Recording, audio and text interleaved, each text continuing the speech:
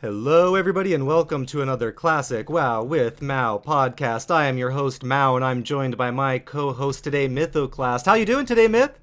Doing great, Mao. How about yourself? I am doing great today. We are here today on week 4 of the Battleground phase and we had a big announcement from Blizzard, or I wouldn't say an announcement, but a big happening from Blizzard. We had our first ban wave of the Battleground era, and it got some bots, it got some offenders, and it also got some false positives.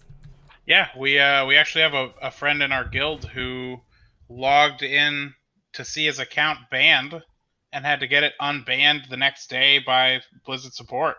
Yeah, yikes. And this is one of those cases where I saw on the forums a lot, ha ha ha, yeah, those people that this happens to, they're always guilty, they're just coming here to get pity. No, this was actually the case where he had done nothing. He wasn't even in Battlegrounds, I don't think, and it really was a total false positive. And there were quite a few of those reported on Reddit. There were some of those reported on the WoW Classic forums. So that did happen. Bots did get swept up into the wave, though. We saw several bots on our honor rankings disappear from the rankings. So in the end, it did catch some, but a couple got caught into the net that maybe weren't supposed to. Yeah, I know the mage from our guild was freaking out pretty heavily because he's not even honored. Oh, I think he just hit honored. He's working on his Alterac, but very slowly because he works a lot. Yeah, and it was just one of those cases where it's strange, right? It's like, how can that even happen where someone's gameplay that could be, maybe mimicking something that's going to show up like that? So that was, a little problematic. It was good that it was quick to get the account back, but if I'm not mistaken, that might have even affected a raid night. Yeah, he had to sit out for Onyxia last week for us. Yeah, so that was one of those cases where it even had, in-game implications. I'm not sure how much he really needed from Onyxia, but nonetheless, I don't like missing a raid for any reason, whether I need loot or not. I imagine he probably feels the same way, so, kind of inconvenient. If you happen to get caught up in the ban wave as well, but didn't, do anything and you got unbanned, just let us know. Shoot us a comment. Shoot us a comment on YouTube, on Reddit, on Discord, on SoundCloud, and just let us know what happened. And if Blizzard did anything to kind of say, hey, sorry about that, I'd like to know that too. It was very startling for him, and I can assume if he got banned, there must have been quite a few people who didn't really see it coming also with a false positive. Yeah, it was interesting, too, because there were some rumors going around that the ban wave was coming. They're like, look, the bans are coming. You get ready. Those offenders are going to get hit. And then all of a sudden, these people are like, hey, wait a second. I didn't do anything. Started reporting it. So it was weird where there was this rumor, and then very shortly after, there was some people that weren't necessarily a part of that caught up. There were some people that were definitely a part of it, though. And there was some interesting video coming out leading up to this with some players that wanted to take this bot and AFK and AV issue into their own hands. We saw the video this week where several people found that this bot was accepting invites and summons automatically.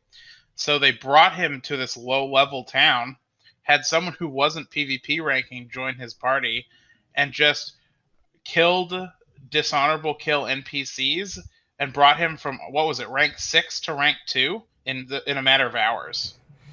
Yeah, so for those of you who don't know, dishonorable kills are an immediate loss of rank points, and rank points are what you get every Tuesday morning after they put you in the standing. That's the good stuff. Everybody is getting honor so that they can eventually get those rank points. So to have that just immediately taken from you, this guy's ha ha ha, I'm cheating the system, I'm gonna bot and wake up with a bunch of honor. Ooh, not so fast. That undid weeks worth of work for that poor fellow. Don't bot, it's not cool. Yeah, he kind of deserved it, but at the same time, he's gonna be pretty upset.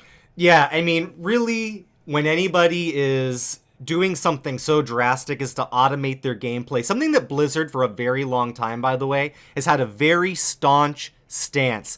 They don't like to see you automate your gameplay. So if you're doing these things that are automating your play, auto-accepting groups, hopping, up and down for you, play at your own risk, you're potentially getting caught up in one of these ban waves, and also you're potentially getting taken advantage of if you get found out. I say good on those fellows that put out that video, and it's encouraged more players to do the same. If you feel like Blizzard's not acting quick enough on these bots, this is your defense right here. Get those guys some dishonorable kills and take advantage of their cheating right there. Salute to you guys who put out that video. You can search for it, by the way, on YouTube. I'm going to take a quick look really quick at what that video was called. I think it was something really simple like, we got a bot 3 dishonorable, or lost a bot 3 ranks with dishonorable kills. So search for that on YouTube and you'll see that and many like that coming up if you want to check that out. Yeah, anybody who bots deserves it, but like that's even worse than AFKing. Yeah, this is where we kind of get into this, like, there's different degrees of what you're doing wrong, right? So I think most people are in agreement that, like, hey, AFKing is not cool. That's why there's the report AFK function in the game. At the same time, that's a completely different league if you're actually there and able to respond to chat and things. We don't talk about this all the time, but for those of you who don't know, I spent some time during vanilla WoW as a game master working for Blizzard Entertainment, and we had a policy for dealing with people AFK in Battlegrounds. We sent them 3 tells, and if you didn't reply within the 3rd tell, you got taken out of the battleground, and we put a little marker letting, hey, this guy's an AFK or in the Battlegrounds. You continue to do this, and this would eventually result in an action on your account and get you taken out of the game. We don't have as much customer service, it doesn't seem like, that's responding to every single ticket like they did back in the day. So services like this aren't necessarily ever going to be possible in Classic, but it does kind of show that there is a difference in the way that Blizzard is kind of approaching the AFK issue now. Well, so what you said is exactly correct, though. At least in my opinion, an AFKer, even though they're, I would say, despicable overall, is at the very least able to be there if needed, right? Like if you're watching Netflix or if you're, playing Peggle with the add-on while you're in Alterac, you're at the very least still at your character. Whereas if bots just aren't even present, right? Like that's, I think that's worse. Even though, in all honesty, I can also see the argument where, like, it's the same, right? Because both of them are equally contributing nothing. Yeah, and this is kind of where that gray area gets into it, and there's like those different layers, right? Like what's the worst, level of offense? And I kind of am with you, and where I tend to agree, like, we don't want to be playing a game where everybody's just a zombie bot, right? So you have to have some level of accountability. But my argument for the AFK and the people that do AFK a lot of their battlegrounds would be, if this person were a member of your Molten Core group and they spent their time at the entrance of Molten Core jumping, and the other 39 people in the raid cleared the Molten Core, and then at the end, a Hand of Ragnaros, the eye dropped, and they went, hey, the AFK guy is going to be getting the Hand of Rag. I think there would be some people that would take issue with this.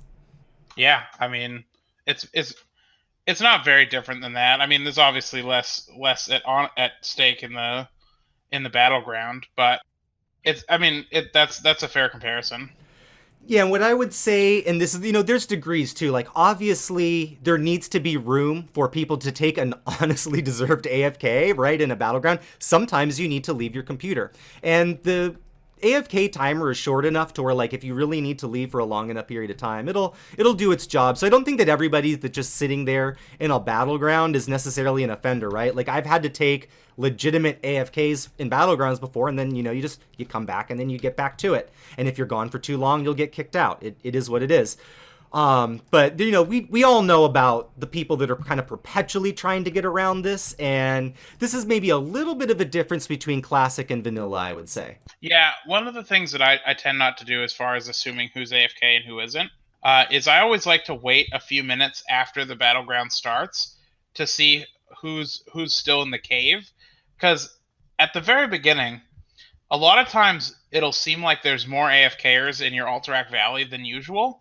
But think of it from this perspective, right? If you're in a long queue, like 20 plus minutes, or even like 10 to 15 minutes if it's a shorter queue time for the Horde, and you have to use the restroom or you want to get up and get a beverage, but you don't want to risk missing your queue, you're just going to wait till the queue pops to go do that.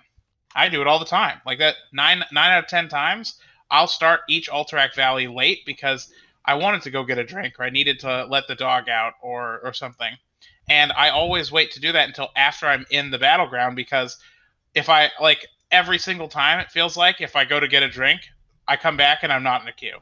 Yeah, and that's really frustrating, especially if you're having to endure a long queue. I spaced on one right before the podcast, actually. I had a Alterac all lined up, and I did the same thing. I'm like, okay, I could use a cup of coffee. I kind of spaced out for a second and missed it, and I was like, okay, well, all right, that was an entire hour of grinding out the window right there. And when you're, especially if you're deep into the system at this point, those are costly hours, right? You're now at this time where setting alarms and you're doing things like that. You're getting your naps in between queues and things like that. So it's getting a little bit more intense. And the queues are getting longer progressively. So making those ones that you're available for do need to count.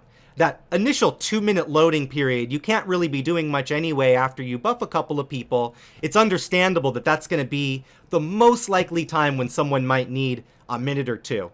But I would say if you're 5 minutes into the game and you clearly have passed that, AFK will have kicked you out of the battleground time, I think it's time to start reporting the AFK Cave-Dwellers. Yeah, what I typically like to think of as a good, at least from the Horde perspective, is if we kill Belinda and there's still people in the cave, they've been AFK a bit too long. Yeah, I'm definitely with you on that. That's definitely enough time to get your beverage, take the dog out, use the restroom, and then say, all right, get back. Anyone past that probably is skirting the AFK system. Now, here's some of the counter arguments. Hey, I'm busy. This makes honor grinding a little bit easier. And there's roles that you can do within Alterac Valley that are maybe a gray line even in between that, right? Hey, I'm guarding a tower. I'm still there. I can do something when needed. I tend to, agree that there's maybe some things that you can do that are productive, but I think we also know that there's some people that are pretty much chronically trying to get around the system and not really intending to contribute much or anything to that while taking the rewards. And I think this is becoming more and more of an issue the longer this goes on. Yeah, and it's gonna even be worse too when the first real wave of PvPers, like, let's say everybody who's currently ranked 10. When everybody who's ranked 10 right now has finished their grind, it's going to get way worse, because there's, like, I would think the majority of the people at that point would be out of the system. Like, there's a ton of people, like, I guess maybe ranked 10s aren't that many people right now, but I mean, once the real hardcore people who decided that they want to rank first are done, it's going to get, like, queue times are going to get even longer, and AFKers are going to be even more detrimental. Right, and the longer people feel like, this is what's going to be required, so I'm going to have to do that, that is an issue. So we see a lot of this on Reddit, on the forums and everything like that. And while people do sort of have the tendency to go, hey, there's just a lot of complainers and things like that, I would say where there's smoke, there's fire. And at a certain point, you do sort of want to look at the issue of what can we do when this became an issue in vanilla. It had to be addressed when there was too many cave dwellers in vanilla. We saw some things that were there to combat that, like the anti-AFK system being added. It's changed a little bit over the years. But we are kind of getting to that point in Classic where I would like to maybe see a response saying like, hey, we do have a plan to maybe put things in line with what we were expecting and the way things functioned back then, because they're maybe functioning a little bit different with these much larger servers and the rule set being a little bit different than it was back then. Yeah, I mean, we'll have to wait. We'll have to wait and see. We haven't had much communication aside from like bug fixes from the Classic team since BlizzCon and since Phase 2 happened. Yeah, and we're even getting to that point where we heard early 2020 for Blackwing Lair, and we're still kind of looking around going like, okay, so what exactly does early 2020 mean? Does this mean right off the bat in January? Are we talking March, like at the last week is like the very, very end of early 2020? I think we're still kind of looking for a few things in regards to the timeline of Classic, because it's still a little bit murky. Yeah, I hope to God it's not March. Yeah, I think a lot of us are ready. I mean, I know on our server we have now 60 guilds, or 60 groups, I should say, that have cleared Ragnaros on Warcraft Logs. So it'll be interesting to see when that does hit. One thing, though, that is happening right now for sure, one of the more recent things that they introduced was the paid character transfers, and we're starting to see this happening a little bit more. Full guilds have made their move from one server to another. I know we have some guilds that have come in. We have a few that are going to be going out. So this is going to be interesting to see some of the effect that this is going to have on things like rankings and all of that. And the server populations. There was a video that came out about the server populations that had some very interesting stuff to say about that. Yeah, it was talking a bit about how what am I saying? It had a bunch of data from earlier in Classic, like sort of after release. And I mean, I don't know. It's gonna be very interesting to see like some of the guilds that we've talked about who, and again, no names to be named, but are rumored to be leaving. Might be doing so to go to a server with a lower population, where it might be easier for their members to like PvP rank, where it may be easier to be sort of a bigger fish in a smaller pond. Yeah, and then on the flip side, I think there's a lot of people that are looking at, say, Grobulus, for example, which showed up on their population splits as being a little bit more balanced, as maybe a relief from a server that maybe had bad population balances, or maybe their server was kind of maybe in the same boat where theirs was like even more competitive than their server in the PvP rankings, but it represented like, okay, there's still going to be some people around, you know, to level with. I'm not going to feel like I'm completely on my own. There's a lot of different reasons and play styles why you might want to leave and migrate, and we're going to start to see the effects of that in the upcoming weeks for sure. Yeah, I mean, I expect it to be more prevalent once we see BWL come out, and like it's still up in the air, like what the actual difficulty curve is going to be like. Will 40% of these guilds that have killed Ragnaros not be able to kill Veilstraws? If that's the case, we're going to see. I mean, we'll see a pretty big shakeup in terms of like who's where, like who feels like they fit in their guilds, and who wants to move forward to progress. And server transfers being paid, we'll start seeing a lot more people appearing and applying to guilds cross-server. I've already seen in Battlegrounds a lot of cross-server recruiting going on, too. It's kind of become the new way to reach out, is Battlegrounds is where all the people from all the different servers are going to meet, and you can actually see like, oh, wow, this person's this rank, this person has all this gear. I can actually recruit and kind of poach from an entirely different server. That's on the table now, with the exception of like maybe PvE to PvP transfer. But that really opens up what's going to happen and what your options are and what servers are going to start looking attractive in the long run. This was something that wasn't necessarily an issue for all of vanilla, but it definitely became an issue at a certain point. I didn't even actually think about PvE servers. I wonder what, not that to totally change the subject, but I wonder what Phase 2 launch before Battlegrounds was like on PvE servers. Like just open world PvP where everybody has to opt into it.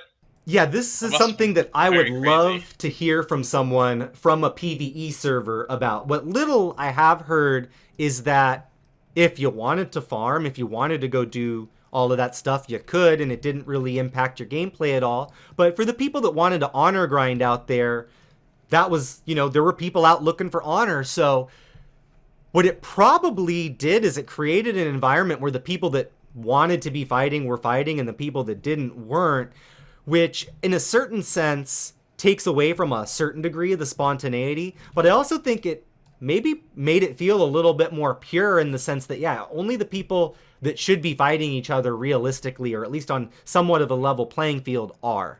For sure. That was just sort of a side thought that I hadn't really thought about prior to this moment. Back to population stuff, though. Yeah, I really do see server transfer recruitment to be a big thing moving forward. There are quite a few people that just rolled on a server with a friend or two friends, and many of them, their friends have quit already. Like they're sort of just stranded on a server by themselves without the people they were playing with. So server transfer is being paid. I think it's a good thing. I think it'll be good for the overall health of the game. I think that Blizzard getting a little bit of extra income from Classic isn't going to hurt. Seeing how active Classic is and how, in all honesty, it just seems like more popular than the retail version of World of Warcraft at this point. It's a good thing. It's gonna mean that they put more resources toward it. They have a slightly higher development standard and probably maybe even some more customer service.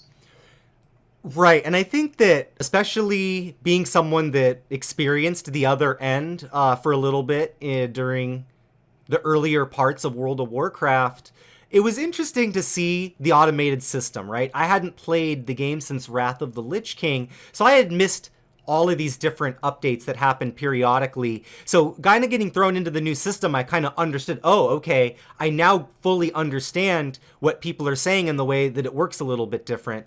And I think that with the way we had expectations or the way we played in vanilla, it was a little bit jarring at first to kind of see like, oh wow, I can't actually report somebody's name. I have to have them, targeted or all of that. It was different. It was a different experience. At the same time, it makes a lot of sense. What I can say from the other side is during that era, we were constantly hiring new people, and it almost felt like there was never enough, right? Every time a new patch come out, it broke the queues every time. There was always things that were broken. You could never have enough people to meet the demands of the customers on patch day or on the first day of a new expansion. So it kind of felt like this battle that could never quite be won from, the perspective of somebody that wasn't necessarily having all of the inside information, but just kind of saw what was happening in the trenches. Yeah, and one of the things I'm actually surprised about is I'm surprised of the website WoW Progress. I'm surprised WoW Progress hasn't picked up on some form of tracking for classic WoW yet. Obviously, like Molten Core and Onyxia world firsts and overall world rankings are pretty irrelevant considering how clearable the content is. But moving forward, it's going to matter, and especially with cross server recruitment. I mean, it's just a huge amount of traffic that website could be getting that it just isn't. I wonder if maybe Warcraft Logs has sort of just cornered that market in terms of that, because they kind of do have, the rankings of their basis for all of that. So you get that some idea, but at the same time, like, you'd think that there would be maybe a little bit more competition in that regard too. Yeah, absolutely. Or I mean, it'd be. Well, I guess it's not really Warcraft Logs because the Warcraft Logs team is mostly managed from retail. Like they have people who have been working on the classic version of it, but the Warcraft Logs was originally created obviously for retail WoW. Mm-hmm. So I don't know if they want to expand to something like cross server recruitment, but it really does seem like it would be a pretty easy place to find people. You could see their their performance in raids already, and man, I don't know why Warcraft Logs hasn't done something like that already. It does seem like it's a pretty difficult project from, just it's an expansive project. Like again, having not played for so long, I remember the days of the armory, right? So you kind of had what Blizzard put out for you. Warcraft Logs really gives you a lot of information that I was blown away the first time I strolled through that website. You can go right down to what cooldown was used at what time and what buffs they had at what point in time during the fight. It's pretty all comprehensive. So, I mean, I couldn't even begin to know what it would take to expand or even try and create new avenues within that site. But it does definitely seem like it's been the community's go-to for Classic. So if there is ever going to be anything regarding all of that, I would think that Warcraft Logs would be the first spot that people would be looking to. Well, so Warcraft Logs already tracks individual character progress. Like if you're part of a guild that uses logs, you can search your name specifically in the search bar, and it'll pull you up. It'll show your parses for each boss. I know in retail it'll actually show your gear. I don't think it shows that in Classic, but you can see gear on each boss fight based off the actual like specific log. So really, the only function that's missing from Warcraft Logs is like this character is looking for a guild, and like the times and days that you'd like to raid. Like it seems like kind of a no-brainer. It should be pretty interesting to see if anything like that does, come along, because, it feels like the hub to me for Warcraft raiders, and we're using it for so many different things, even just beyond the raiding scope, like with this video here where they're using it to kind of determine populations, and it does kind of give you a really good snapshot of who's on the server and what the populations. And while it's not perfect, it's sort of like the way we do, elections, right? You get enough of a look at the population and you kind of know, like, oh yeah, you can kind of call that region now just off of what the early returns are and what the logs are telling you. So if it ever does come out with something like that, I think it would be even more of a hub for people to go to, and maybe even expand more interest into that, because I found it to be an absolutely fascinating website and pretty integral to my experience in WoW Classic, I would say. Yeah, I mean it's integral to retail as well. There's so much you can learn from Warcraft Logs that almost every truly good player at this game utilizes it as a source of information.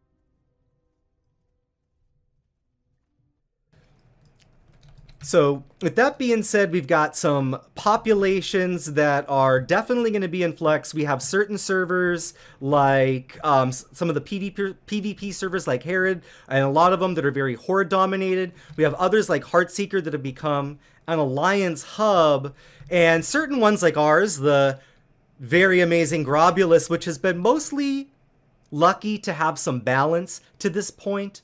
But it should be interesting to see how things progress and what some of the servers do. Like in this video, they did to kind of promote people to come over to Deviant Delight. What kind of recruiting goes on for the servers and what people are looking for in a server as each server comes up with their own identity. But before we get too deep into what's going on with Grobulus, let's take a quick moment to talk about what we love about Classic. And we talked last week about some things about Classic that we thought maybe could use a little bit of a changing. We talked last week about some things that maybe could go into Classic without maybe disrupting the ultimate feel. But there's the other side of this. Would be amazing to see a next-gen MMO come out. We talk about Classic Plus sometimes about this, but let's say tomorrow Blizzard comes out and they say, hey, we're going to do WoW 2. WoW 2 is going to be coming out, and we need to preserve that love that you guys are showing for us in Classic in this next-gen MMO. What are we taking from Classic in order to make sure that this game, this next-gen MMO is going to be as successful as Classic was when it came out? So for me, one of the most important things between Classic and retail that Classic does that retail doesn't is the clear end to the gearing phase at the start of the game, right? Like, I like to know I can run this dungeon and there's a piece in there, and when I get it, I don't have to run this dungeon anymore. I still will to help my friends, but the Cloak of the Black Baron is the cape that I want before I go to Molten Core, and once I get that, I just am set on my cape.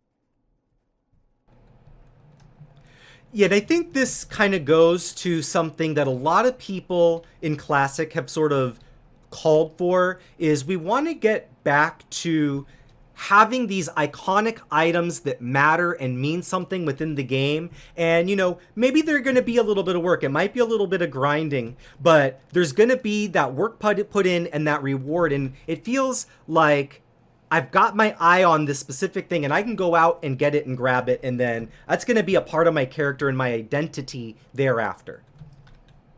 And the big, and from a person who's played every retail expansion, the big thing that retail doesn't do right now is it doesn't allow you to ever stop like grinding, because with how Titan Forging works and how randomized gear is and how the stat system works in retail, there's just never an end to it. Like that, you can never say, okay, I have the gear that I need to raid now.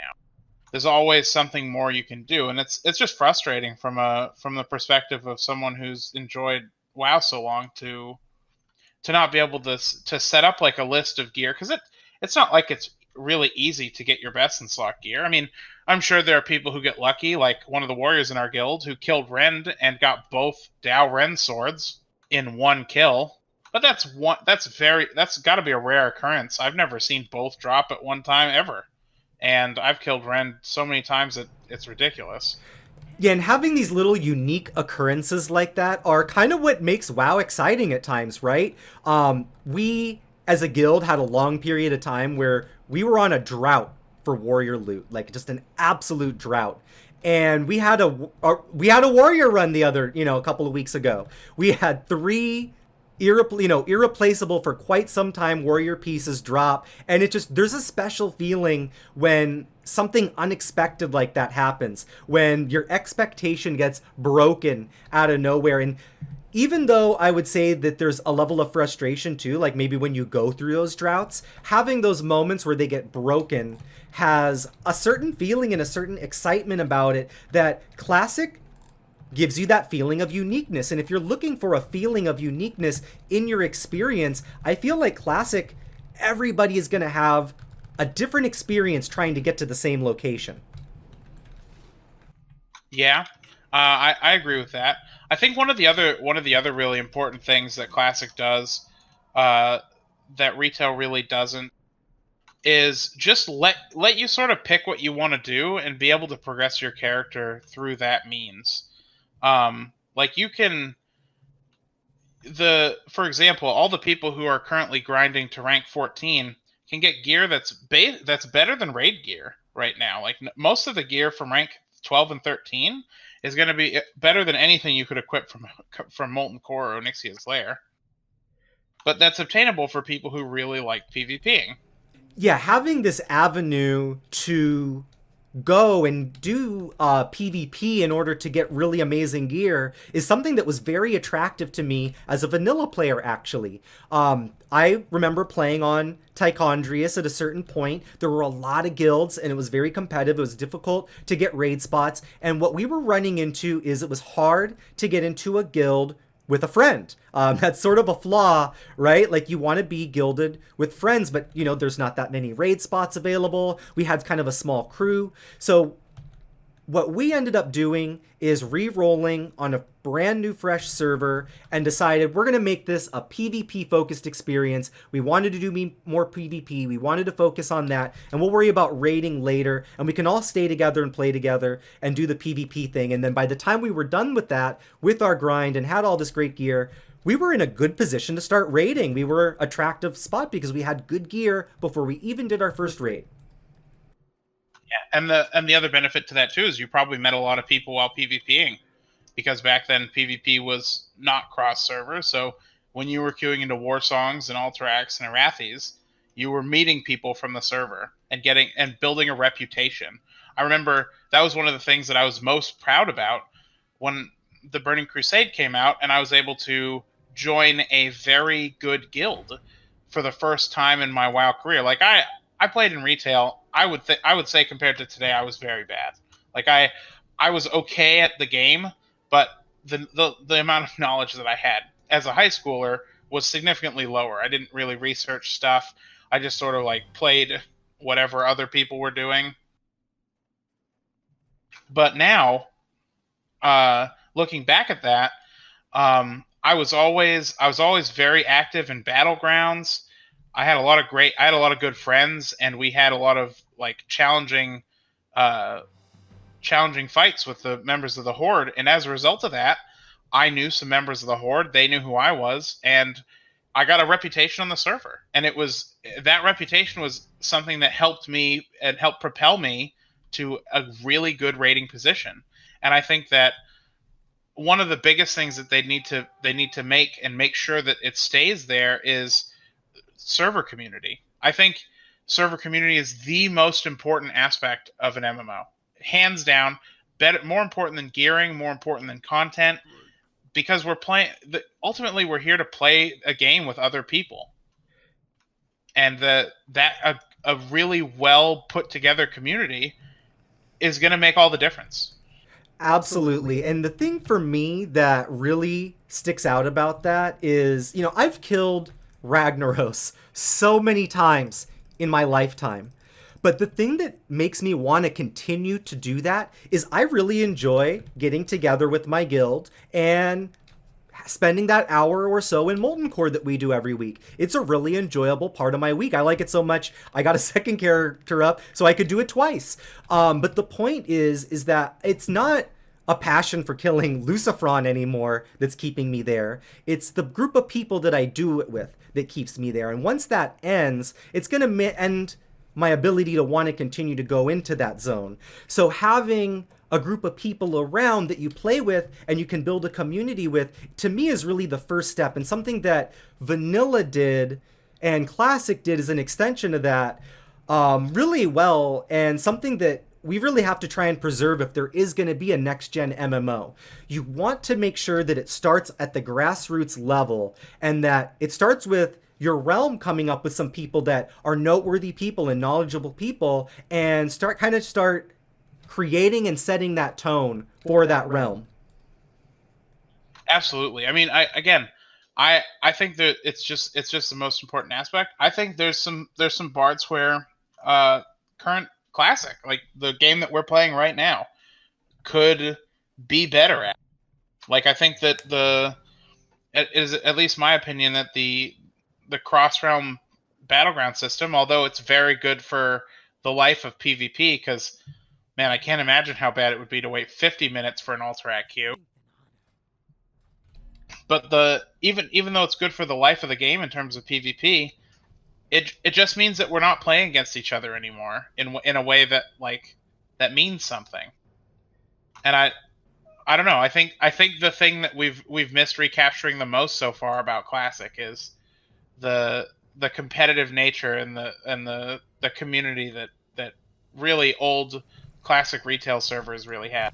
Yeah, and I don't like this idea that people are floating around a lot on Reddit, on Classic WoW. You'll see a lot of people talking with cynicism, and they go, the Classic PvP doesn't have any reward for skill. It's all just a time sink. Look, everybody knows you must put in an absurd amount of time to succeed at the PvP system in Classic. It's just the way the honor grind was.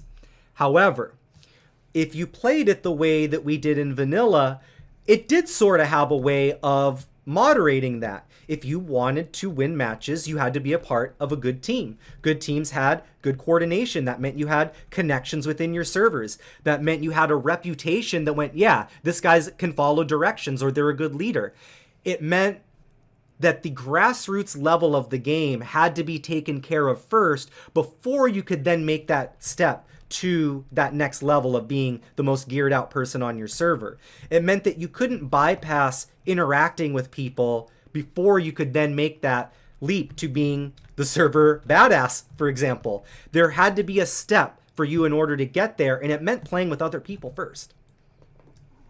And another great part of that, another great like aspect of that was the fact that as you built this reputation, you'd end up getting, like a waiting list. Like people would say, "Hey, I know your PvP group's full right now, but like I want to rank and I'd like to be, a part of it once someone rotates out." So it would keep the PvP teams constantly flush with there were always 3 or 4 people at any time of day, morning, noon, or night, who were absolutely queuing by themselves and rip roaring and ready to join the group. I personally was one of those people. That's how I made my name on my server. I wasn't part of a hardcore PvP grind team, but I was good enough and enjoyed playing enough to where if they were a person short, I'd happily fill in for a day or for half of a day until one of the rank 13s logged in and decided to, you know, to step. And that's how I got my name. That's how I built up all of it. And I wish there were more opportunities for that in classic right now. I know we're a little bit off topic in terms of like what WoW 2 should have, but I think I just think community is the most important thing in terms of like building a successful game. Absolutely, and it kind of mirrors to the way I experienced it as well in vanilla. Back on Tichondrius, there was tons of good players. There was tons of good PvPers. They had a whole system for getting into rank 14 and everything. And me and my group of friends realized that we weren't going to be able to get into that anytime soon. But we kind of filled that same void, right? We were the fill-in guys that could get into some of those good groups when they weren't able to fill out. And we learned a lot through that. And then we transferred over some of those same concepts when we re-rolled on a brand new server. And having some of those dynamics like that and being able to build the community from the grassroots up and then execute those plans on a server level is something that I would like to be able to see future games have, right? Give us a reason to interact with each other and create a community first before we just have to go into the revolving door. One thing I would like to see a return to is the importance of a cohesive world that you travel through, rather than clicking your fingers together and being right where you want to be immediately. Yeah, I mean the ability to go places quickly is always nice, but it does feel a bit better when you're actually going through the world. Like that's sort of the draw that people have toward the classic level up experience. Like the difference between leveling up in retail and the difference between leveling up in classic is you really feel like you're in a world in classic. You feel like, especially when you're doing those zones that have really big awesome dungeons in them, when you complete all of the Desolate storyline and you get to Maradon, you're like, oh, this is actually an incredibly cool huge dungeon. Same thing goes with something like completing all the Hinterland story and going into Sunken Temple. Like it's a real world. Whereas, it doesn't always feel that way in newer MMOs or even in like retail WoW. Well, one thing I remember about my classic experience when I was leveling up is it reminded me how much this game felt like a real cohesive world as I was leveling up. And every zone had a distinct, unique flavor that made me feel like I was somewhere else. Ajara has a distinct feel from the Hinterlands, which feels different than Ashenvale, which feels way different than Desolus. But all of these zones are actually laid out near each other, but they flow and cohesively work with each other very well. Even things like flight points, I could maybe see the flight points being reworked so that they're maybe a little bit more efficient and so much time isn't wasted. But I really enjoy that a little bit of that travel makes you feel like you've never disconnected from the world. I played Final Fantasy XIV for a while, and while I think it was an amazing game and I loved it very much, and it's convenient, and of course I used it all the time, I never really did quite love the idea that you could just teleport anywhere at any time. It felt like there was something missing about going through the world, and in that regard, I never felt like I knew the world the way that I know the classic world. Yeah, I played Final Fantasy XIV at launch for a while, so I know a bit of what you're talking. I didn't really play any of the expansions. It was a good game. I didn't mind it. Yeah, and it wasn't to say that I minded the teleporting so much. I mean, of course, I used it. I thought it was great. But it did kind of remind me of something that I had felt with each of the expansions in WoW too, that they had kind of been building on, and I felt like, oh yeah, this was probably the next logical leap, which is people didn't necessarily like so much traveling. It was starting to take up too much time, but it did feel like I was missing all the little pieces in between. And one of the things that I like about Classic is there's all these cool, unique items in the in-between nooks and crannies. Items like the title charm, for example, is not somewhere that you're going to just travel to. You got to know that it's there and it's in a little nook and cranny, but it fits into that cohesive world so well. And there's so many little items like that that are fun to try and get, even if they are a pain in the butt to try and grind out the farm. Yeah, there are tons of really unique, really usable items throughout almost all of Classic. I mean, you know, in the lower levels, there's not a ton of them, I guess, but like as you get into the 30s and 40s, there's like little unique areas all over the place. There's quests that have you travel all over the world for. I mean, we're playing Horde side, so I don't know if you're aware of this, but the quest to get the level 20 Paladin weapon, Verrigan's Fist, makes you do 4 different dungeons on like 4 corners of the world. You have to do like Dead Mines, SFK, BFD, and Wailing Caverns. No, yeah, and Wailing Caverns. You have to do those 4 dungeons to like loot different things for just one weapon. That's crazy. But at the same time, like when you complete that quest, especially if this is your first time doing the quest or your first time through WoW especially, you're going to feel very good about finishing that quest, right? Having something that involved has a payoff in the reward, and especially if it's something that you're going to be using for a while, it feels really good. I felt that way about my Whirlwind Axe. I got it early on before I even hit level 40, and it was a difficult quest to get done at a low level. I was lucky to have someone helping me with it that was leveling up with me in my buddy Nikon. But the fact that we were able to go to these different areas in the world and farm a few different things and use a few different skills and then fight a big boss at the end and then get paid off with this really cool weapon that I'm going to be using for a while felt like a complete part of the experience, and like I was growing in strength with the storyline of the game rather than just, yeah, I got a cool weapon and I'm much stronger now.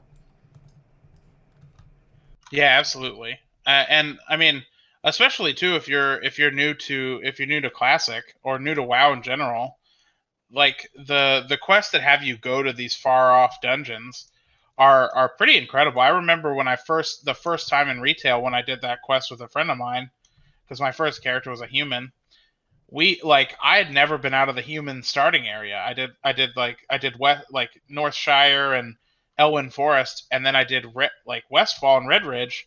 And by the time we were doing Red Ridge, a quest to go to Black Fathom Depths was like I had to walk across the world, and I saw so many different it was, I don't know, it was one of the best experiences. Like first seeing some of those dungeons, it was awesome. And bringing back the way that you said, bringing back like making the world feel grounded and making it so that you're experiencing a cohesive and like living place, I think would be a huge, and it is a huge step in making the right type of MMO. Yeah, and one thing that sort of maybe needs to be balanced out is like obviously people don't want to be spending an hour to get to a dungeon. You don't want to make it so like all modern ways to help travel are taken out, but you want to kind of walk that line a little bit where you go, people are still going to feel like the world isn't skippable and that they have reason to travel through places and that there are things in these nooks and crannies, but also still keep things moving along and keep people moving through zones and getting to places to where the game still feels good too. And that's a difficult balance to walk. One game that I played last year that kind of made me think about this, and especially as we were leading into Classic and playing it, it kind of reminded me, was the game Red Dead Redemption 2. You do a lot of running around, but the scenery in that game is absolutely gorgeous. Almost some of the content of the game is seeing some of these different landscapes, and I think we can get a return to some of that in games and MMOs, and there's a lot of games too that really is the model to follow, is just landscape viewing. And if you had a cohesive world that had amazing landscapes to go see, that can almost be its own reward as well. Yeah, I mean it's a bit smaller and obviously a very different genre, but the thing that comes to mind when I'm thinking of cohesive, like a cohesive world with like incredible vistas, I think of the Soulsborne series, Dark Souls. I think of Bloodborne. Like just looking over some of the like in one of the later Dark Souls, you can on top of this mountain see down into areas. You can see a far off frozen peak. You can see tons of different stuff. And all of those places are places you end up going through, like caves and mazes and stuff. Basically, every beautiful vista you look at is a place you end up being. And like I don't know. I personally feel like the level design in the games like the Dark Souls uh, are like second to none, and that's because that's sort of what the games really are. But anything that they could adapt from that and like make it so that there were beautiful landscapes in something like WoW, where you could actually go the places you were looking, would be, I think, it'd be incredible.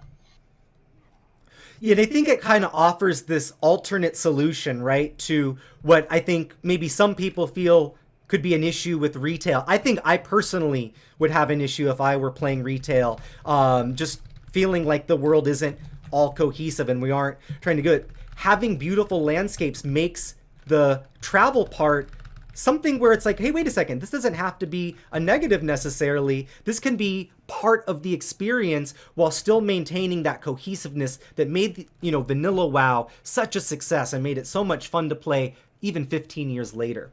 Another thing that we kind of just on that same vein, and we've talked about a little bit, even danced around it, would be I would love to just see a return to the leveling process really be a part of the content. It should be in the forefront and not something that people look at as, oh yeah, I got to get this over with.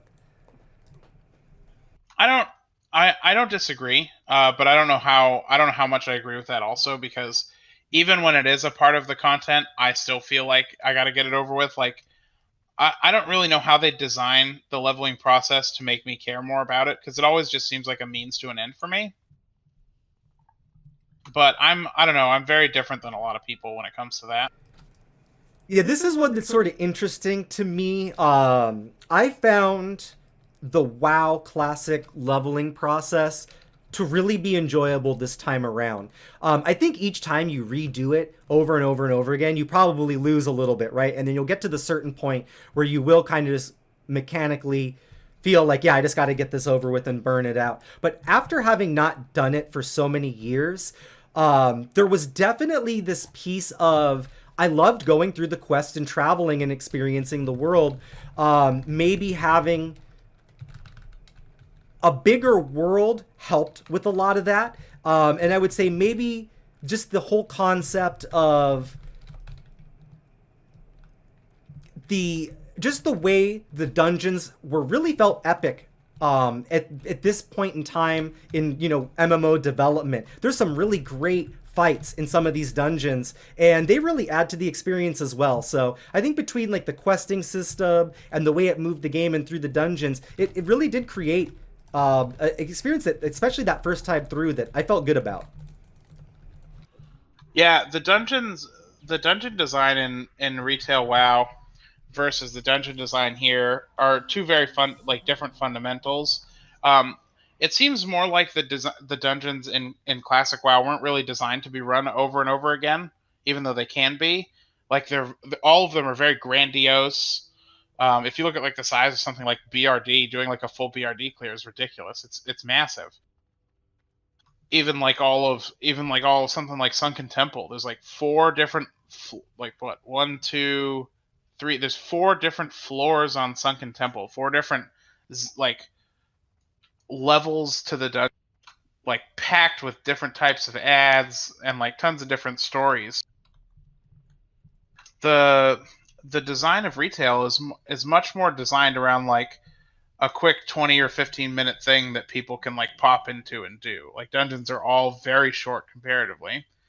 So I would also like to see a return to the bigger dungeons and the ones that are more centralized around the culmination of a zone story rather than, a quick thing at the end of a, short quest line. Well, the one that I always go back to, the zone when I go back and think about vanilla WoW, that just absolutely blew me away was Uldaman. The first time I fought the last boss of Uldaman, I was just in complete shock and awe. It was more epic than any raid boss I probably ever did in EverQuest or Final Fantasy XI, and I cleared all of the content for many expansions in both. And then we had this 5-man dungeon boss that just spawned 40 ads out of its eyes, and it was huge, and it was just this great epic experience. And then at the end of that, it had its own epic storyline finish, and the rewards were amazing, and you felt like, wow, I went through this huge epic thing, and I'm a different player at the end of this. Yeah, I mean, I don't know where I would say my first experience like that was. I mean, for me, just doing all of the dead mines the first time was pretty incredible. After seeing the story of Westfall from the Alliance, so like I definitely think a return to that would be the right thing to do. And I even think there can be some level of balance between the two. Like I don't necessarily feel like you only, if you're looking at like the next gen, would you only ever have to exclusively only ever choose one, right? Maybe there is some way that you can work with both ideas, right? Maybe there are a couple of short dungeons that'll help bridge the gap, but there also are going to be, some longer ones with some epic quest lines that are going to maybe have some rewards that are going to, be worth it, or some things that are a little bit more unique that are going to give you some reward, maybe if you do have that time, or at least give you that incentive to, oh yeah, definitely pop in here once. I love all of the quest lines that give me a reason to at least do that dungeon one time, and maybe even in the case of some of them like UBRS, where you might even pop back there twice because there's so much going on and it's so central to the storylines. Yep, absolutely. So with that being said, we've talked about a few things that we just absolutely love about Classic and would love to see them be preserved in future editions of MMOs, whether it be WoW 2 or, really whatever it is, the things that WoW Classic does right. Are there any other of those that you can think of? Yeah, I think we've basically covered the ones that I feel like. I think there's definitely some upsides to what different expansions have done. I would probably say it's still probably a good idea to move away from 40-man raiding, just because maintaining such a high number of people is very challenging, and it's always a little bit frustrating. Yeah, and I love 40-man raids, but and I was a hugely against them going away in Burning Crusade. However, I've done Burning Crusade raids. I've done raids in Final Fantasy XIV where we only had 8 people, and they were excellent. They were designed and tuned so well. The gameplay was engaging. You do not need 40 people to have engaging gameplay. I do maybe think I'd like to see some return to some of those huge raids, though. There's just something about some of those classic raids where there's just so many people involved. And I gotta say, too, that even though we do roll Molten Core pretty easily these days, there's something fun about getting that big of a group together of people, and you can kind of feel it in the world bosses as well. It's fun when you get just everybody out there. Yeah, absolutely. So I guess I don't disagree with like having the ability for larger raids. I just think for overall, it's a bit more challenging for guilds to manage. Yeah, maybe it doesn't need to be in the forefront like it would be in vanilla, but maybe turn to some larger scale raids, or even like a system where you could kind of have like the secondary, kind of like what we have now, right? Like you have your guild, but then maybe there would be something like what we players have created, coalitions, where yeah, we're all a part of different guilds, but we go in on these larger scale world bosses kind of things. I could see something like that being the right medium ground where we could still have large scale raids, but then also still maintain some of these really well tuned, difficult raids that have less people involved in them as well. Yeah, I think that is that pretty much hits the nail on the head, and how I agree, how I think about what rating really should be ideally. Well, when I hear about retail, having not played it, and not even just from one perspective, but from several different perspectives, people that don't like it, people that do, people that think it has some things it does well and some things that it doesn't, it feels like they went in a direction and they went that way, and it meant that sacrifices had to be made. And I wonder maybe if we're gonna ever get to the point where we go like, hey, maybe there's a way we can kind of balance some of these concepts and take the good things from both, or maybe have them both available as play styles so that the game just has more different ways that you can play. We talked about that the last podcast. The more different ways you have to enjoy the game, the probably the better it's going to be. So I think that that's maybe something to explore in that future MMO, whatever it may be. The one I think I would like to close on would be a difference in the way that the classes feel again. And one complaint I hear about a lot is that the classes are maybe a little bit more homogenized in retail than they are in classic. And the classes in classic are not balanced like they were in editions of WoW. So I wonder if there's maybe a way that we can have some balance, but without making every class feel the same. Maybe not every class is going to do every single role. Maybe there's going to still be some niches. Maybe every single class that has a DPS role is going to be viable, but maybe we can still maintain their uniqueness. Yeah, I think that's one of the things that the Burning Crusade might have shined the most as an expansion doing, is bringing the sort of like underdog classes and roles to the forefront. Like you weren't upset in Burning Crusade having an enhancement shaman. You weren't upset having. I mean, you were excited to have shadow priests. Really, it's sort of the debuff being limited really hurts a lot of the classes right now. Plus, how mana works is really affected in the Burning Crusade. So I think they already sort of figured out how to do that, and I think taking a page out of Burning Crusade's balance book would be the right direction to take that. But who knows? There could be different ways that they approached it. Yeah, and what I kind of look at classic especially is take like the talent tree for example, and kind of like the difference that it is now versus then. I think you can preserve some balance but still have some of the freedoms that like a talent tree provides, right? I have a full way to customize my character and make it feel distinctly different, but maybe having some clear ways that are maybe better to build your character, but ultimately going like, hey, no matter what way you choose, there's going to be at least something for you. Yeah, and the actually one other point too, I would want them to sort of build upon the way that professions work in Classic versus the retail version. One of the things I always thought was very good and well done in Classic was how there are best and sought items. There are extremely desirable items crafted by people.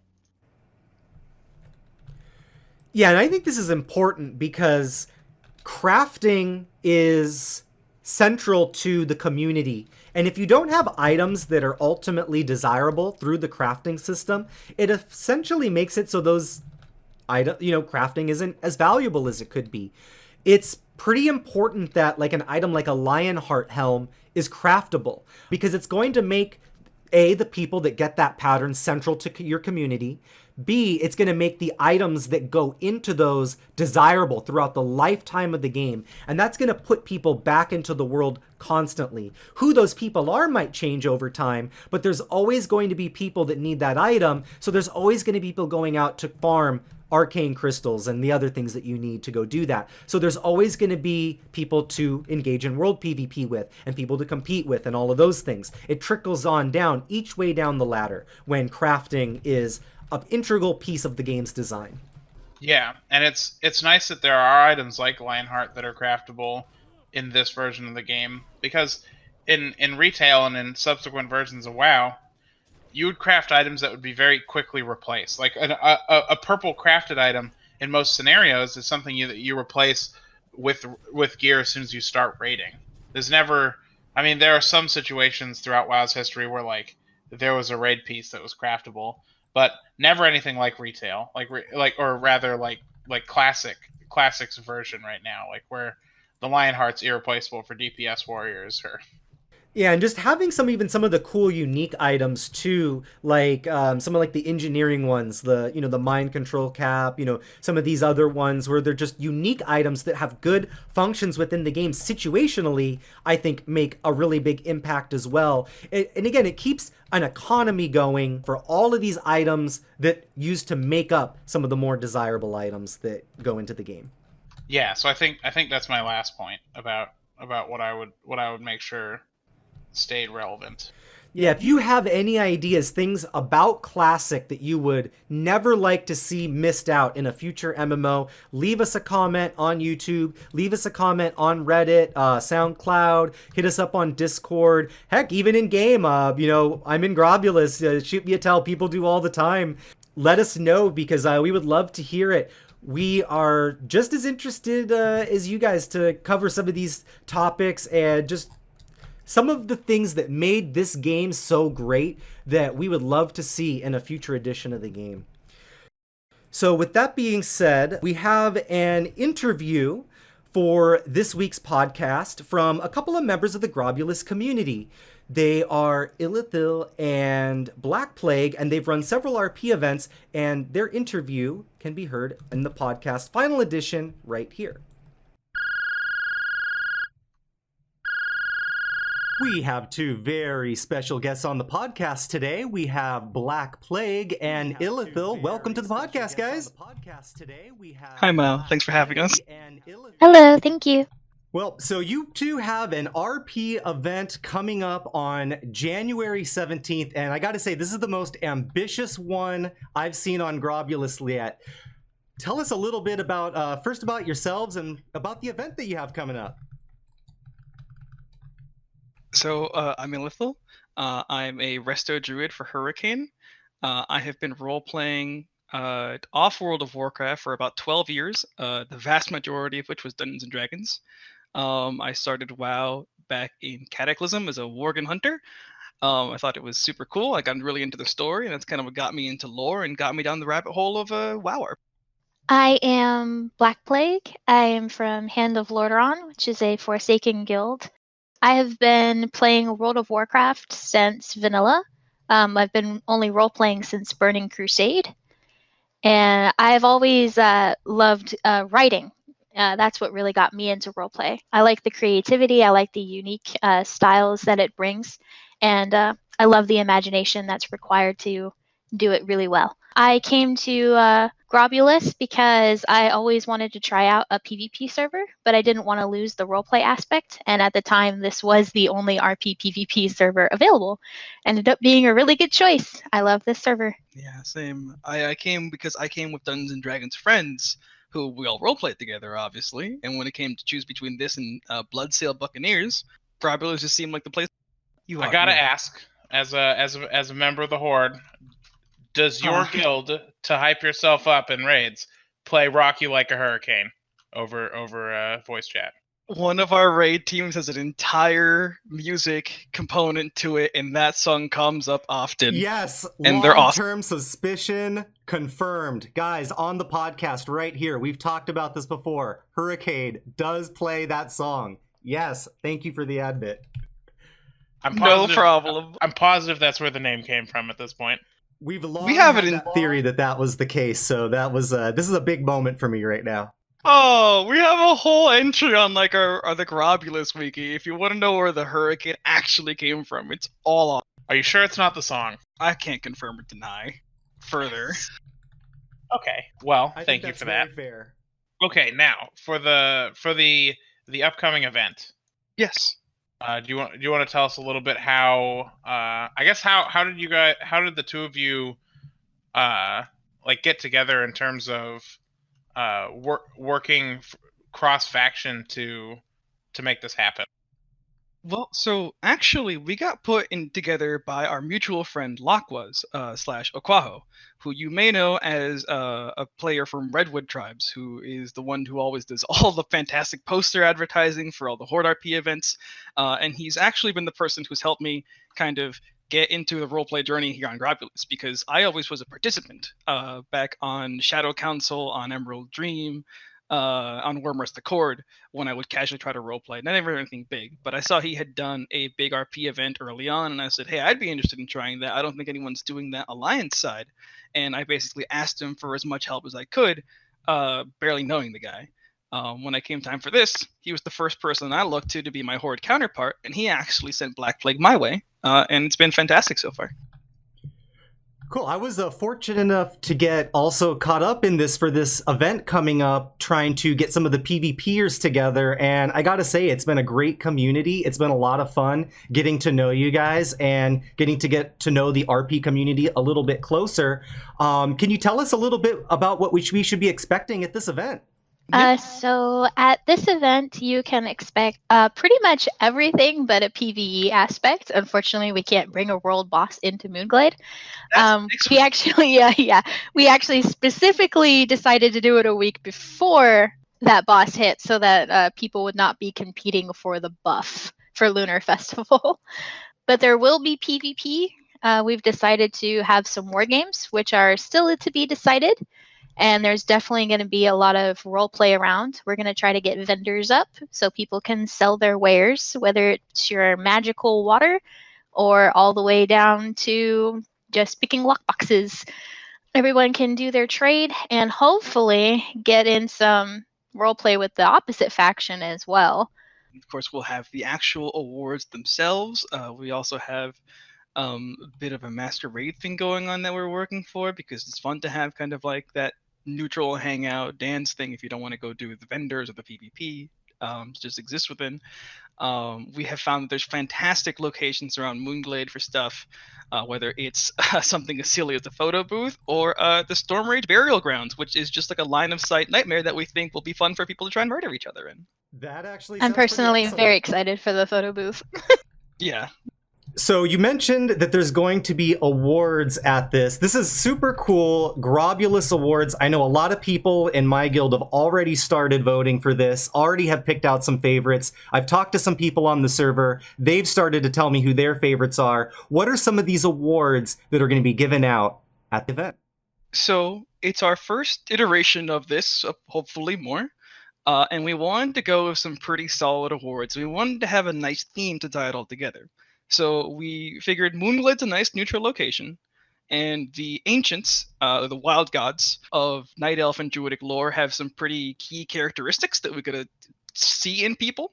So we themed it around them. So, for example, we have, I believe, the Razor Boar, Agamar, who is relentless. If you've done Razor Fen Downs, he basically has come back. He refuses to die. That kind of stubbornness is something that I see in a lot of people who do a lot of competitive raiding. Because you just don't stay down. So we wanted to give a best PvE award and theme it after Agamon. And that is one of those awards where we are looking for nominations for people to look into to see, hey, how are those logs? How are those clear times? How are the raid teams? And we can try and at least give not 100%, we're not the final authority here, we're a bunch of role players, but like at least some recognition for that. Not just to the winner, but to the nominees as well. We also have awards like the best total roleplay profile for the role players on the server. So whoever has the most filled out, most creative profile will also win an award. What else? We have best content creator is going to be one of them as well. And that is going to be voted for the entire server, which is what we call the faction neutral survey. The same thing on that survey is going to be the Grobulus MVP, someone who has really benefited both sides, both factions, just whoever all deserves the most praise on the server. And a favorite community manager. We've got a lot of people who work really hard to keep things civil and to make the community and grow it. So we wanted to give a shout out to those guys who are just, regardless of faction, who moderate the Reddit, who moderate the Discord. It's because of the work they do. How many times do if you don't see anything wrong, they're probably doing the work. Yeah, absolutely. That's one of those unsung hero type of jobs. And it's one of those things where when you have this many people competing in the World of Warcraft, you're going to have some people battling each other. There's going to need to be some people that can play the peacekeepers and the moderators. And it's great to be able to recognize just the individuals that really since the beginning of the server have really tried to make the experience great for so many. We also have awards for most terrifying player on the enemy faction, deadliest individual, I believe is what we're actually calling it, reminiscent of Ashamane, who is the this feral cat ancient. And those are looking interesting and exciting, and I'm sure the people who receive it will be more than happy to be recognized for their terror they inflict. We've got things like Deadliest Guild. We have things like Most Active Community. We have my personal favorite award that I really look forward to is Faction Favorite Underdog, where we can try and recognize somebody or a small guild or a small group who just go above and beyond like just their size, who make an impact or who are known and who succeed despite being maybe a solo player, maybe a strictly RP guild player, or even just a strict RP guild. We've also decided to open that to individuals as well. So the underdog may just be a single person. I gotta say, these are some awesome categories. For those who are interested in contributing their 2 cents on any of these, where can they vote? Where can they go to put in their cast for the deadliest on the server MVP, and the underdog? So the easiest place is probably the Reddit. If you go on reddit.com/r/Grobulus, right now, not sure the time of this being put out, it is pinned on the sticky threads, and it's a post that I made with some really long title that in hindsight I should have made shorter. And on the very top in the TLDR, there's 3 links. There is an alliance link, a horde link, and a neutral link. The alliance link is for alliance players, where you choose the scariest horde to see across the battlefield and your favorite people on the alliance. In the reverse for the horde, scariest alliance players, as well as your favorite horde players to play with. And then the last one is the faction neutral, which has just the favorite community manager and server MVP. We're actually doing content created for both sides, because let's recognize more people, right? Awesome. Well, sounds great. We're also, if you're like me and you don't even have Reddit, Yes. you can find these surveys on your local Grobulus Discord, the big one with the spinning cogwheel. It is linked in there, I believe, in the cross-faction event section. And if you don't have access really to any Discords, you can also just whisper Ilythil, Blackplague, or Aquaho inside the game itself, or send us a mail, and we'll be happy to send you a link to the surveys. Actually, I guess this is a good time to point out we do have an email address for all this stuff. So let me make sure that I get it right. Yeah, absolutely. I don't want to put the wrong one on here. Yeah, so if you would like, if you're really old-fashioned, you can't find us online because maybe I've been a ghost, or you can't spell Aquaho, feel free to hit us up at arpc.grobulus@gmail.com, where you will get a response from John Grobulus himself. The ARPC stands for the Azeroth Roleplay Planning Committee, for anyone who is interested. And we also do have a Discord server set up right now specifically for this event, but we're thinking about what to do with it after, because it seems like a waste to just delete it. So we may plan future combined events on there, and hopefully it becomes a bit of a hub. If this works out fine, and we can show that we can keep doing these events moving forward. And they don't all have to be roleplay events either. I'm sure we can start planning those really large world PvP fights again that everybody loves so much. We missed those so much. We missed those so much. We want to bring world PvP back. I think that's definitely been a call from both factions. We each have kind of our own unique issues in the Battleground era, but I do think when we got our weapons out and we were battling each other out in the open world, there was something special that happened during that second phase. I personally remember you killing me multiple times in Syrian Gorge, and I had a blast. Yeah, there was a lot of back and forth on our server. Well, there was actually one thing that originally drew me to Grobulus prior to the game's launch, and it was on the Reddit. Right when the Grobulus Reddit was first created, there was a thread that was posted where people were claiming like guild bases in different areas.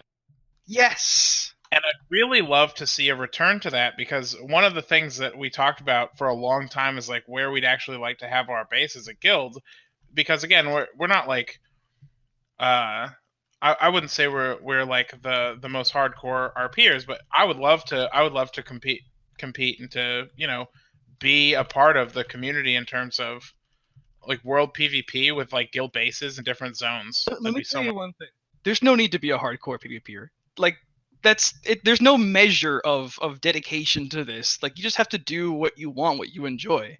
Like, you don't have to be 100% in character as, Galadriel the elf or something to be a hardcore RPer. Doing stuff for the community, engaging, doing stuff with your guild, that's awesome. Picking a base is just one of those things where you can have that little bit of like attachment to the game, where you can have that RP element. Final Boss has a base in Thunder Axe Fortress and Desolus. I'm here to say that Mastermind does have a base, and it's definitely Ironforge. We'd love to see you there. Oh, we used to storm the gates all the time, but I'm pretty sure the Ghost of Darkenrahl hangs out there as well.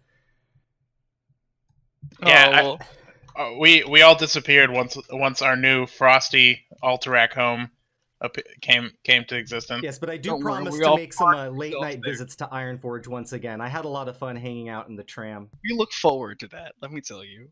But yeah, I would personally love to see, and would love to participate in any future events you guys do, especially if we can do some cool stuff and bring back the guild base.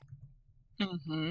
In fact, that project was helmed by somebody who I think had less and less time to focus on the game, and someone else actually picked it up.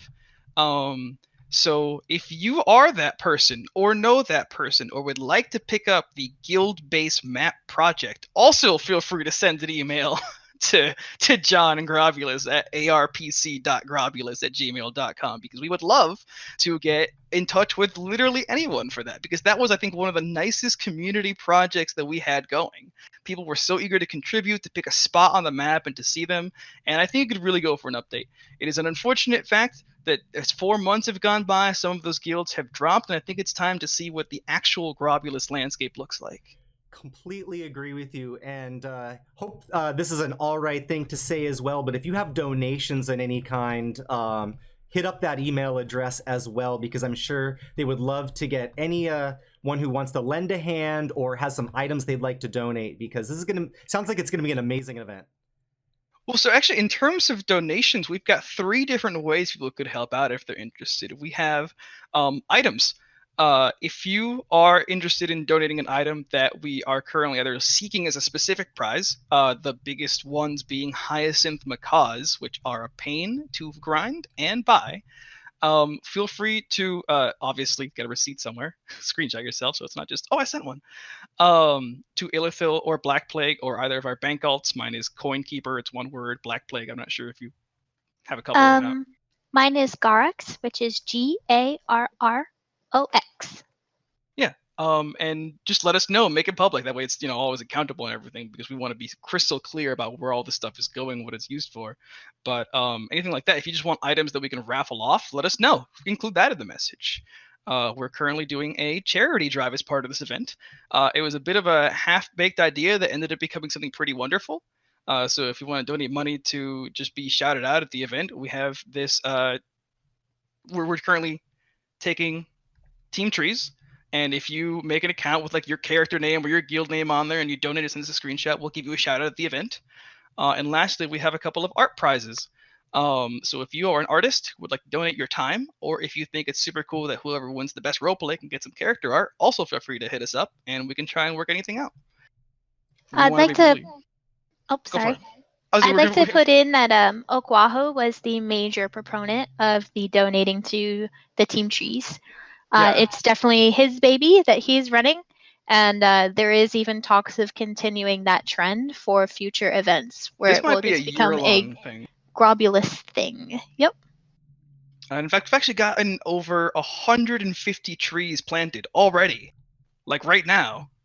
That's pretty amazing, actually. I didn't even know. Yeah. That. So that's amazing news to hear. I love to hear that. I can actually give this is the type of community and the type of ideas that are coming from this community. 165 is the exact current count. Well, I'm just here to say, let's get a Grobulus forest going on, everybody. I think we can all agree that would be pretty incredible to see. So that's my call to everybody. Let's get that Grobulus forest growing. Is there anything else that you two would like to add before we wrap things up today? I would just like to say that I hope to see everybody at this event. Just remember, this is not for role players only. We are welcoming everyone and anyone, no matter what you do in the game. And role playing is not required to win for probably most of the categories. Yeah, really only one. So, yeah, so please come on down and join us, and we hope to see you all there. We do have almost 300 people have voted already in the neutral survey, and a little bit over 150 for the faction specific. So make sure your voice is heard. We welcome everybody. It's a Friday night, so understandably, if you raid and you can't make it, we understand. But we'll be sending out letters to the nominees to invite them personally. If you have someone who would like to come in your stead, let us know. We're happy to make this as smooth and as awesome as possible for everyone. And if you can't make it for whatever reason, we don't want you to feel excluded or that you can't win or anything, even if you're a, positive nominee. Well, awesome. Thank you, Ilythil, and thank you, Blackplague, for coming on the show. This sounds like it's going to be the biggest RP event on Grobulus yet, and I can't wait to be a part of it. Thank you for inviting us to come and talk about it. Yeah, thank you so much, Mal. Awesome. Well, you guys are welcome on the show anytime you have another event to promote, so just let me know and we'll do it again sometime. Yeah, and hopefully this goes, and the next one, we might end up seeing each other across the battlefield. Any opportunity that we could get to go head-to-head Horde versus Alliance on Grobulus, I know we're going to get a turnout for it, so I'll definitely be doing my part to make sure that we could have some fireworks on the battlefield as well. I'm sure that once a certain quartermaster gets added to the game, we'll have a great old time in Blackrock Mountain. Oh, yeah. Can't wait for that. Well, thank you once again for coming on the show, and we will catch you guys next time. Thank you. Thank you, and have a great night. It was nice meeting you guys. Same.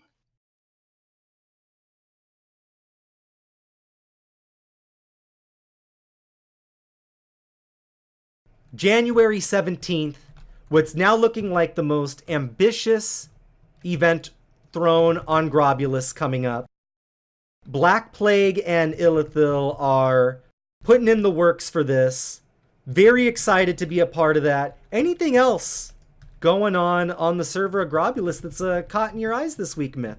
Not really. I mean, like I said earlier, I'm just actively awaiting some communication from the dev team about BWL, about maybe how they have felt about the battleground phase of the battleground life in phase 2, because they've most likely, some of the devs play, and they will most likely have opinions themselves, having taken Christmas break and been playing Alterac for 4 weeks.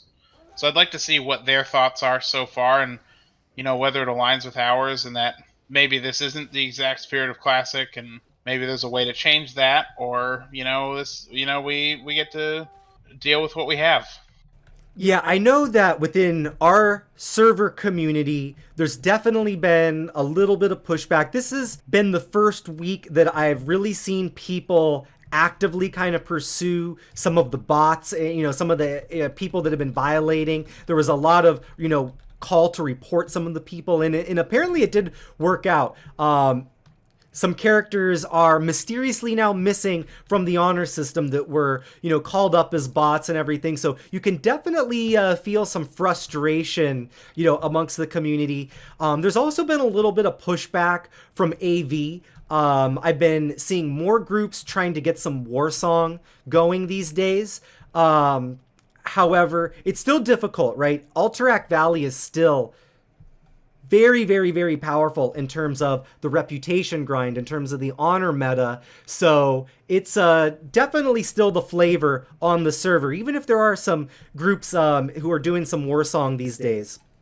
Oh, one thing I wanted to mention before we get off of the PvP topic too much, I got a reply from Islechta, and they said all of the mounts that you can get at rank 11 are purchasable at rank 11. You can get the rep after you have the mount and get the riding skill in order to ride them. So if you're rank 11 and you don't have your reputation yet, you can pick them up at rank 11 and then later on do your reputation grind. If you happen to be one of those people that is 11 or is in line to get 11 or hoping to maybe get 11 one day. Great. Now that means I have to start PvPing sooner rather than later. I was trying to save until I had the rep to do it. Yeah, no more excuses, Myth. It's time to hit the valley. After the Warlock gets exalted, though, because the rewards are just too good. Yeah, I could really use that shadow damage offhand. It's a very big upgrade. Yeah, I know my mage has to hit the valley after I'm done with the honor grind, though. Too much to do on the warrior right now. But thanks again to Lechista threw that out on the Grobulus subreddit, by the way. So it just goes to show you, if we say something out there that's maybe not quite accurate, or we have a question, go answer it, and we would love to follow up on that and get the word out correctly. In terms of Grobulus events, by the way, we have the award ceremony coming up on the 17th that we've talked about. By the way, I don't know if it's already been purchased yet, but we have a Lionheart Helm pattern that is available for sale. If you're looking for a Lionheart Helm pattern, it looks like UJ from the Shattered Company has one. We were talking about that earlier. That's a big one, so go ahead and get in contact with UJ if you're looking for that pattern for your guild. You'd like to get that in guild. Yeah, it was up. Yeah, it's still up right now. Yeah, that's 2,500 gold. wow, Ooh. expensive, but that's what I would expect if you want to get something like the Lionheart Helm. I was talking to Fafnir, who was the first one to get the Lionheart Helm pattern, and business was good. We'll leave it at that.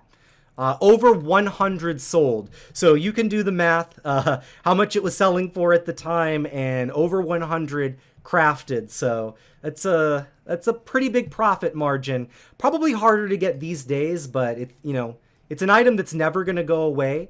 And not everybody that has that pattern will, be around forever. So get your hands on that Lionheart Helm if you can. I will honestly tell you, I leveled blacksmithing hoping to get the first pattern. But I didn't even think I would have charged as much as he did, and I can't believe he made that much gold. That's mind blowing. And it's very sad for me because I would have had a lot easier time farming Arcanite bars for my Thunder Fury had I had that resource. Oh yeah, that would have changed the game completely. But again, it kind of goes into that thing that we were talking to a little bit earlier about how there's these unique avenues that you can travel in Classic that make the game so fun. It makes it unique, its own unique experience. Just another shout out right here to the guild Axe of War. They are a Horde side guild, and they got their Ragnaros clear this week. So congratulations, Axe of War. Always exciting to get that first clear, and they did it. So they get to be added to the ever-growing list of guilds on our server that have cleared it. And Grobulus now has quite a few. Pretty impressive, I gotta say, how many groups we have that have now cleared Ragnaros. Yeah, it's we're starting to see more and more sulfurous Hand of Rags appear in capital cities and in battlegrounds. So it's nice. It's good. It's good that we're doing so well as a server. Yeah, and Grobulus has really been an attractive landing spot to other people that are maybe looking for some faction balance. They're looking for some, a raid spot. They're looking for a guild that has some, some good, opportunity there. Grobulus might have what you're looking for. We've even seen some full guilds transfer over already. I think more on the Alliance side. I haven't seen any on the Horde side yet, but it just kind of goes to show you that Grobulus is popping. Get over here. Yeah, we have a good economy. I've talked to some people who are on, I want to say Herod, and man, some of the stuff they have to pay for is so expensive. So we're doing pretty good all over the place. Yeah, I would say the one thing that might detour you is we do have some pretty competitive PvP brackets, but as I often say, I'm still holding out a lot of hope that we're gonna see some progress made eventually on some PvP caps. At least I have my fingers crossed for this, because I think it would be the one thing that could really improve quality of life on Grobulus, is watching the PvP community come together and realize that everybody that's putting in the time right now, we have a lot in common. We're all putting in a lot of work, and we can do better for everybody if we learn from what other servers have done in the past, and maybe put a little bit of ease on the amount that we're grinding, stack those brackets, and get everybody more rank points, and get those people that want to be done with the system in and out quicker, and get those people that want to rank up getting up their ranks quicker as well. We can all do this together if we work together. Yeah, we'll see. And server coalitions and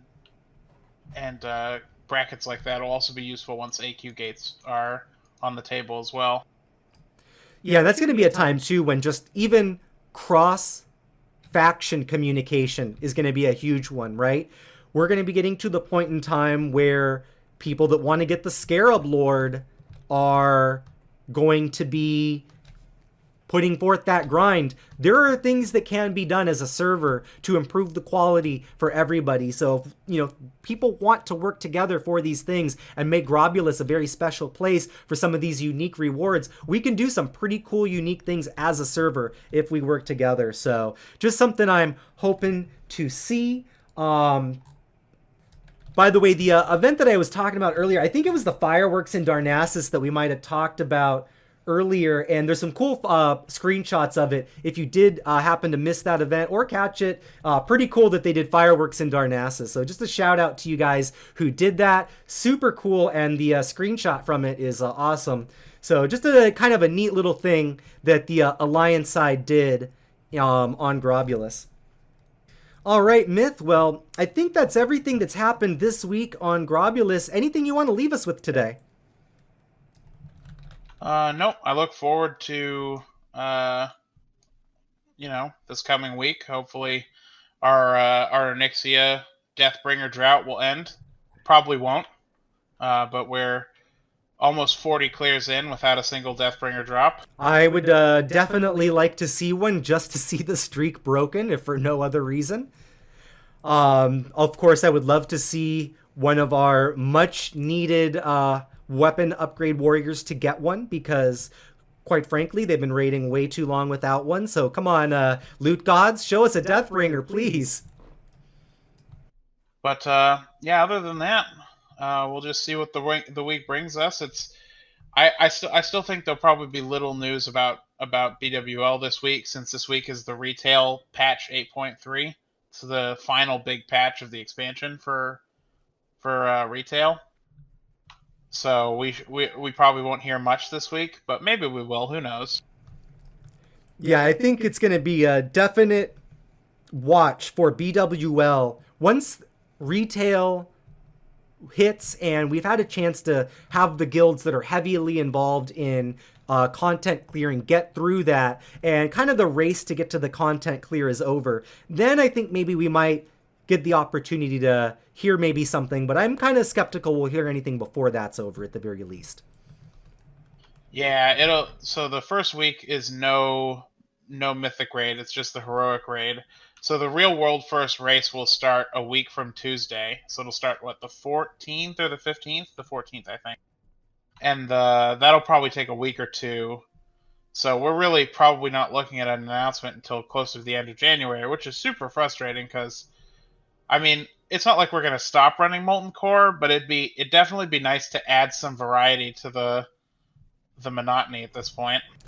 Oh yeah, definitely. And I think Blackwing Lair is going to be a fun challenge, right? There's some completely different looks on fights in that zone, and it'll be fun to just re-experience and relearn all of those all over again, and just kind of get some of those people that have maybe, I've kind of done what I came to do with Molten Core, get that interest back running again with Blackwing Lair.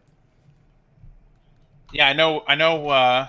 Aside from some of the rarer items like Bone Reaver's Edge and uh, some of the more rare rag loot, a lot of the raiders in our guild are really just sort of running out of things to get in Molten Core. Like we're really just running it for an incredibly select amount of rare items, cauterizing bands and such.